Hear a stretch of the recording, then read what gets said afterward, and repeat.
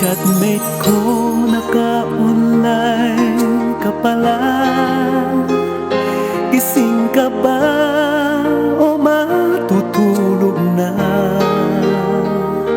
Kanina pa naghihintay ng message mo. Di ba ako nakakaistorbo sa'yo? Chatmate ko, nakita kong nabasa mo.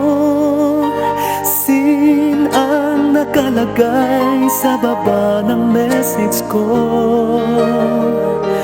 Mag-selfie ka naman o kahit sticker lang. Miss na miss ko na ang ating